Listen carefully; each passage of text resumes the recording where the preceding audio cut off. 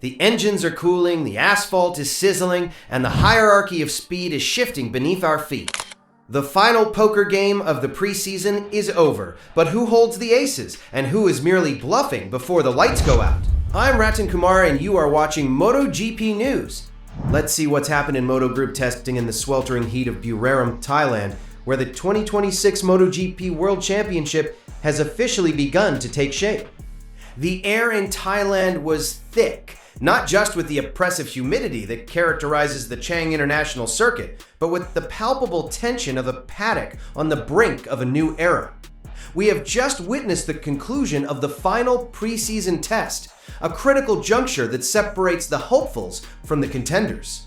The 2026 season is no longer a distant dot on the horizon. It is here, breathing down the necks of every mechanic, engineer, and rider. Let's begin with the sleeping giant, the Japanese titan, that is Honda. Joan Mir, the 2020 champion and the spearhead of the Honda revival, left the Buriram test with a mixture of pragmatic optimism and stark realism.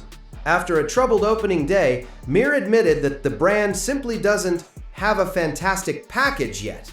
This is a heavy admission for a factory that poured blood, sweat, and tears into a strong rebuild campaign in 2025, a season where they finally clawed their way back to a race win and secured 3 other podiums. However, the reality of 2026 seems to be a steeper mountain to climb.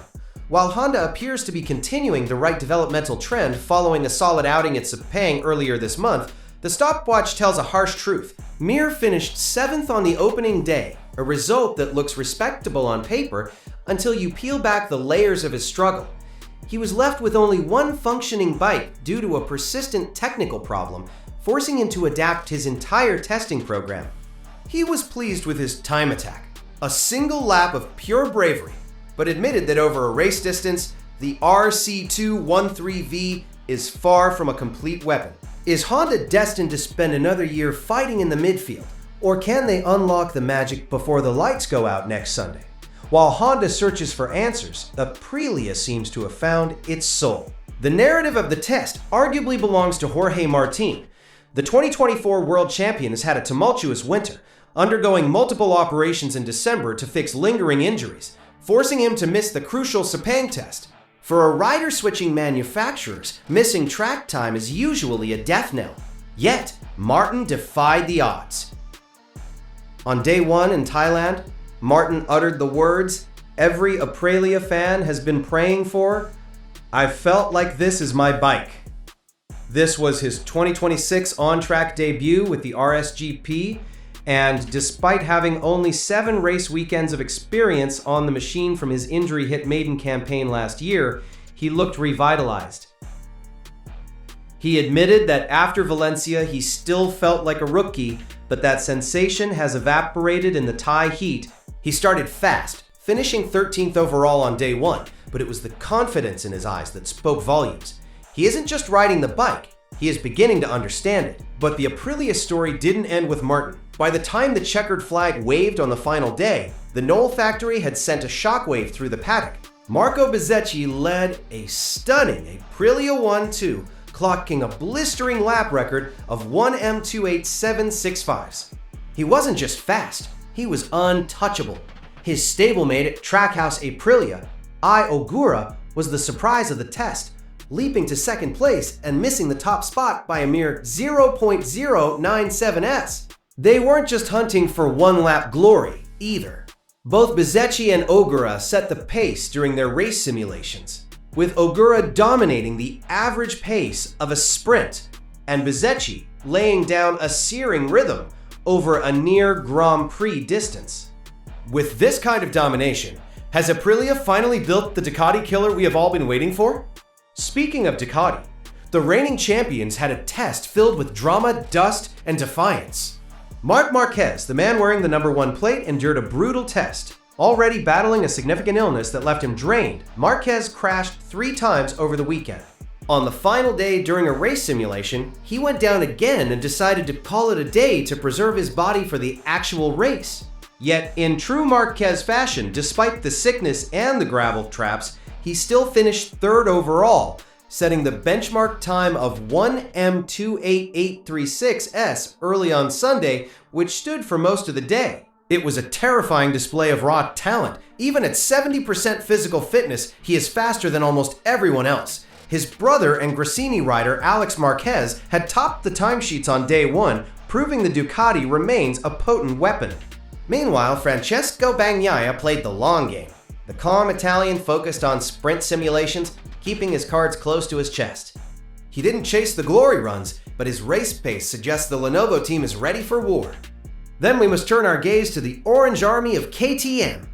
Pedro Acosta, entering his third year in the Premier class, has evolved from a rookie sensation into a calculated team leader.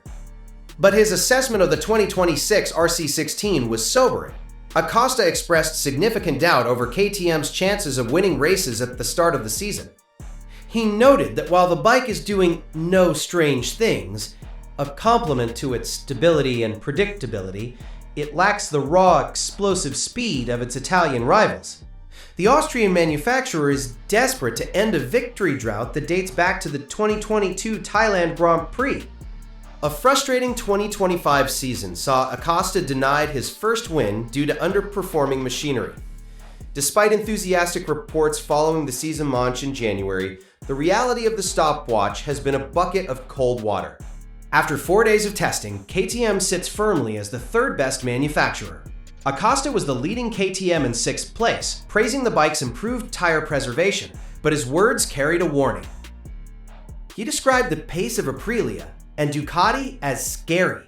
When a rider as fearless as Pedro Acosta calls his rival's speed scary, you know the gap is significant.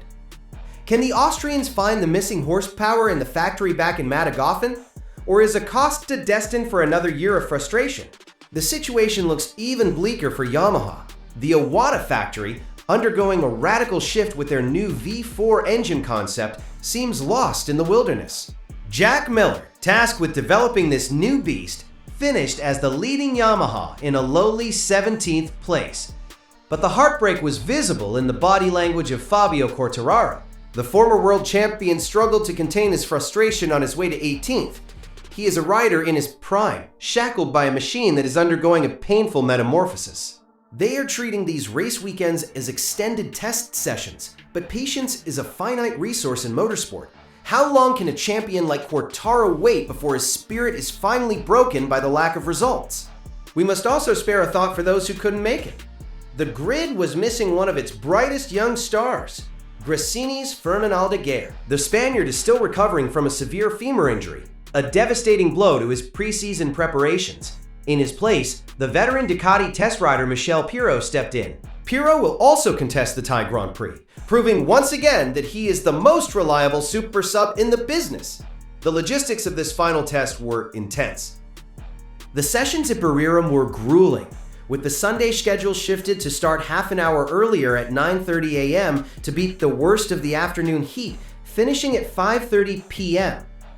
Tuesday marked the absolute final chance for riders and teams to gather data before locking in their aero package homologations for the season start. This is the point of no return.